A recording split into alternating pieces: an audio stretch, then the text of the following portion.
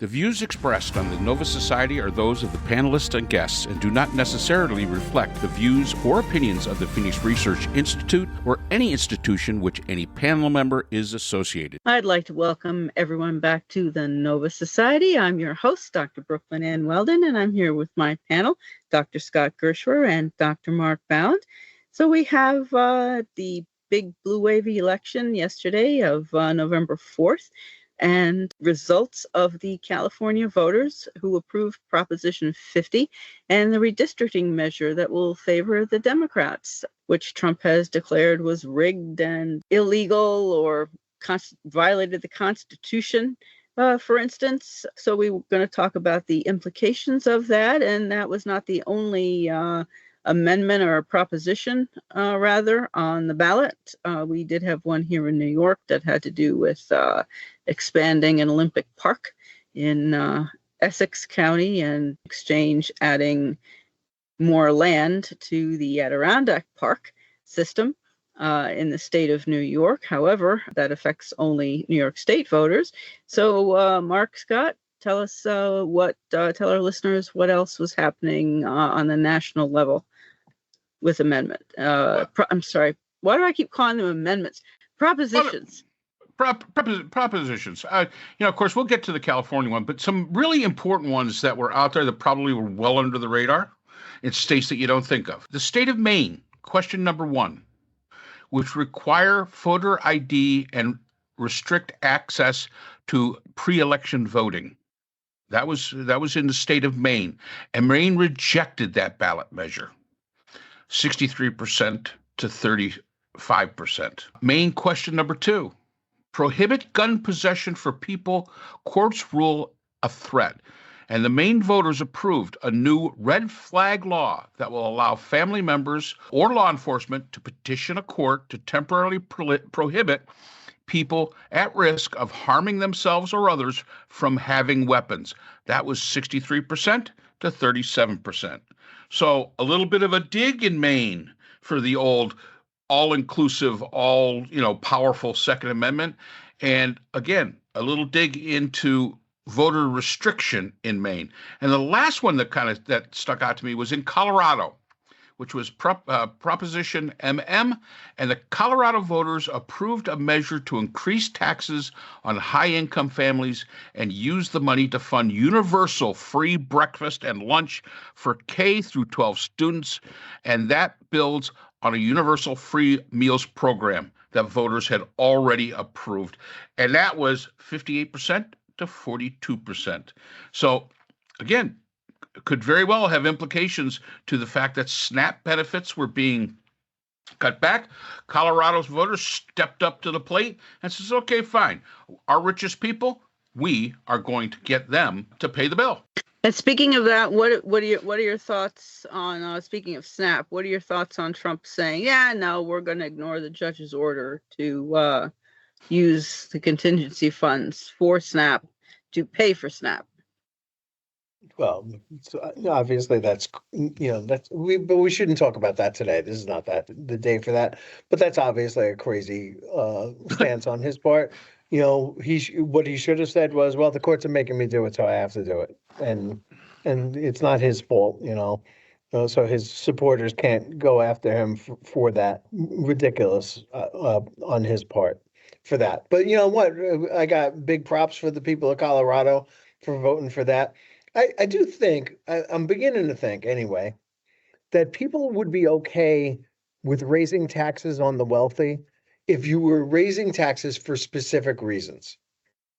Like, this is going to fund, and we saw that first with Obamacare, where like the people who had the best insurance company plans were paying a little bit extra so that they could, I forget what the thing was. It had something to do with medical instruments or something like that. They were funding like the purchase of medical instruments that were needed for Medicaid or something like that.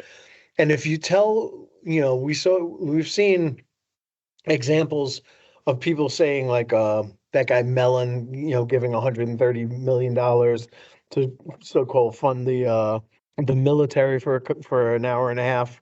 Like if he's okay with that, well, maybe he's like, if you went to him and you said, hey, and we're going to tax you a little bit higher, but we're using it for this specific purpose. And maybe he would be better with that than just saying, oh, we're going to put it in a giant slush fund and use it for whatever we need it to do, which is basically what taxation is at the moment. So I think there may be a lesson there that we can learn, that if we specify what a tax is being used for, and people generally agree that it's for something useful, like feeding children who otherwise won't get fed, that even the most heartless people in the world would find it hard to say no to that. And I think that that's an interesting lesson.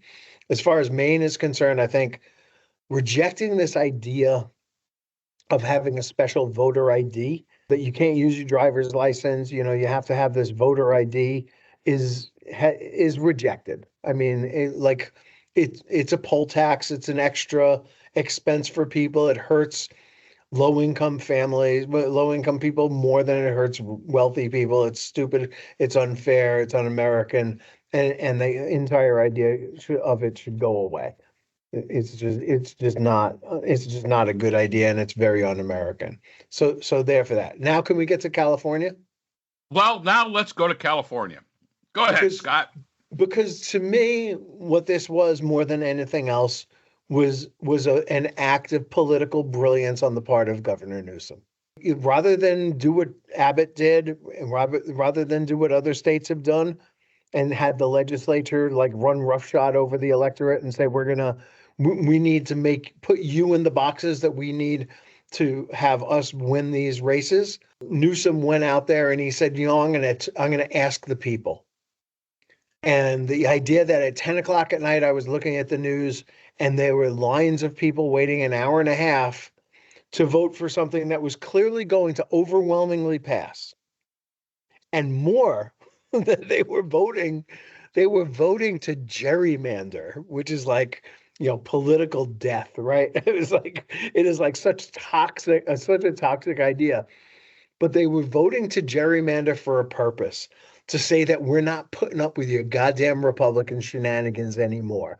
And if you want to do it, we're going to do it too. And there's been far too little of that, in my opinion, in the Democratic Party, which has always been the weaker sister when it comes to taking off the gloves and throwing bare knuckles at the other guy.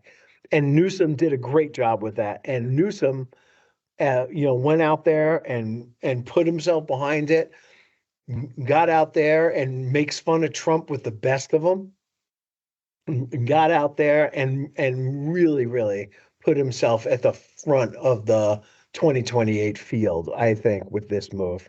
I think Newsom has done a fantastic job. And this was a huge deal, not just for California, but for the country, to start saying, you know what, time we start fighting back, and this is how we're going to do it. And I agree with you. This was political brilliance. And to show you the contrast just really quickly, just to get off California for a second, in Texas, they had a Proposition 15, which did pass, which enshrines the state's constitution that parents have the responsibility to nurture and protect the children. So that was talk about, yeah, okay, fine.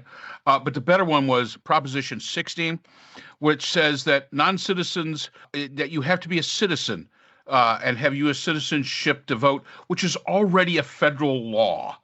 This was just enshrining it into their state constitution. So there's two little propositions on the Texas ballot that were totally meaningless, meant nothing, just there for political theater, while California, on the other hand, as Scott said, for anyone to say, gee, I think gerrymandering is a great idea, but I mean, it's not something, very many people would say, other than politicians who need the votes. But yeah, this was a pushback, and I think that that's an extremely important message being sent. This pushback that, if you're going to do it, we can do it too. And we could do it in a lot of different, states. This doesn't only have to be limited to California. And you hate to see this happen, because let's face it, when you look at the states and the way, and again, our elections are about population, or about land mass, not about population, because look at the power that Wyoming has, way more than they probably should, with all 17 people that live there, and Montana and places like that. And again, lovely places, absolutely lovely places. Yes, you should be involved and have a voice in political politics. However, the way that it sits now, you have really an oversized say compared to other states, and that probably is something that needs to be corrected at some point in time. But good luck getting that corrected. But yeah, this is so antithetical to American democracy. This idea of supporting of having to support a measure for gerrymandering in one state to basically mitigate the same thing, although it happened in a different way, as Scott has pointed out, in another state, to balance the books. And we should never have to balance the books of democracy. Democracy is all about it balances its own books. At least it should be. And the fact is that we're not there anymore. We are not there anymore. And here's the thing that gets me is California changing those five. It's either going to be 5 or 6. I think it's 5 seats that this has a potential to change. And let's remember, this was voted on by the people, as opposed to Texas, where it was basically mandated by the legislature. And I think that that's a very important distinction that we have to remember. That yes, it is supposed to be about the people. And the people are supposed to be the counterweight. The people are supposed to be those that make sure that democracy is fair. I mean, that's our responsibility, and not the responsibilities of those in power who've been elected there, but instead by the people who put them there. And I think, again, this is this was a huge win for democracy. Huge win. I hope we don't have to see it anymore. I hope some other Republican governor. Now, I've already heard they're talking about it in Missouri. They're talking about it in other places. And this is going to become absolutely, it degrades the democracy we have. If you don't like the rules, put it before the people. Have an amendment to the Constitution. Get rid of the Electoral College. Increase the number of seats of the United States Congress, of the United States House of Representatives. There's remedies to this, fair democratic remedies. But all of these remedies should be put before the people. And I give kudos to Governor Newsom for having put this before the people, as opposed to dictating it by your representative legislatures, basically cooking the books to keep their job. Yeah. Yep. Well, this is what Trump said. We're entitled to 5 more seats. So, to Abbott, you go ahead and do this. And what I understand is Abbott initially was rather resistant or was hesitant, and Trump pressed him. And so, of course, Abbott caved and did what Trump wanted. So this is what Trump wants, the dictator wants. And everyone simply falls into line rather than saying, no, I'm running my state and keep out of it. So, yeah, I mean, when Trump wants to do it, it's perfectly fine. But when others choose to respond, then it's not fine, according to Trump. But as there are more Republican-led states than Democratic-led states, I don't know. If all states respond in kind, then wouldn't there be more Republican seats gained from this type of strategy than Democratic seats? Yeah, but here's where that theory falls apart, because you still have to run for these seats, and that means that you have to have good candidates running for them. And I don't know if you guys have noticed this, but over the years, decades really, there have been some god-awful Republican candidates.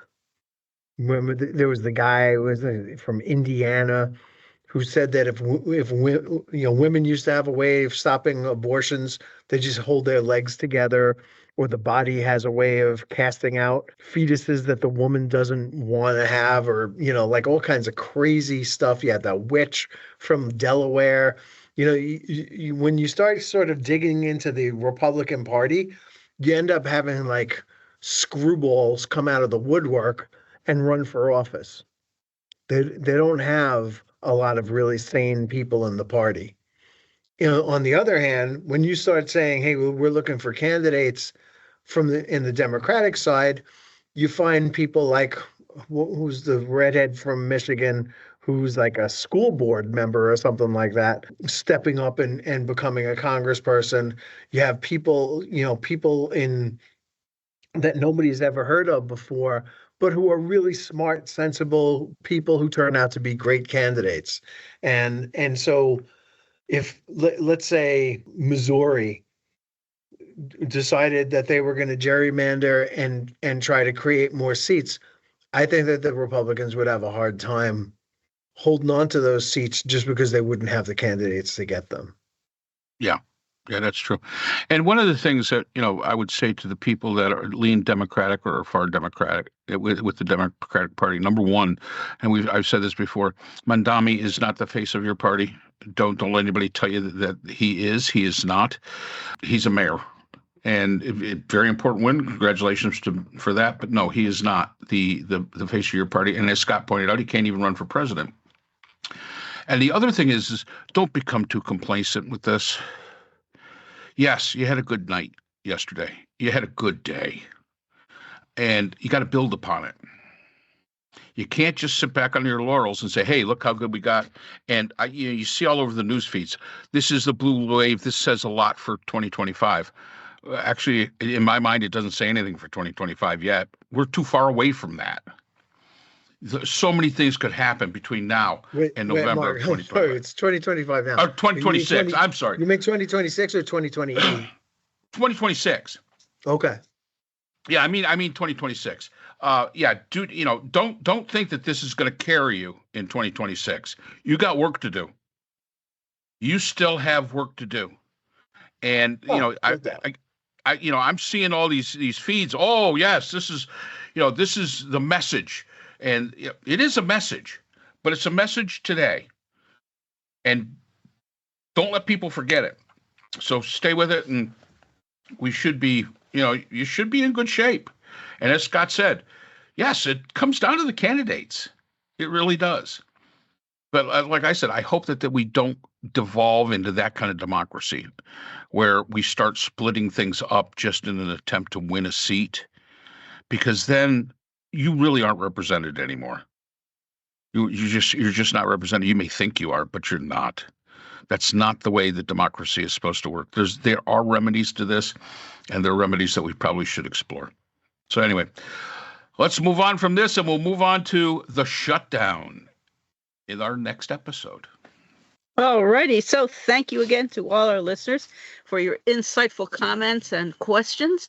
And if you're not yet subscribed on the platform of your choice, please do so. Subscribing is free, and we'll see you next time on the Nova Society. The Nova Society is a production of Nova Society Media, a division of the Phoenix Research Institute. We'd like to thank our production partners, Buzzsprout, who hosts the Nova Society, Audacity, our editing partners, Apple iTunes, the largest source of podcasts and music on the internet, Spotify, the most popular platform for the Nova Society, and iHeartRadio, your source for all things music and podcasting. The Nova Society is available on all of these and other quality platforms listed in our description. We'd also like to thank all of our listeners. Without your support, the Nova Society would not be possible.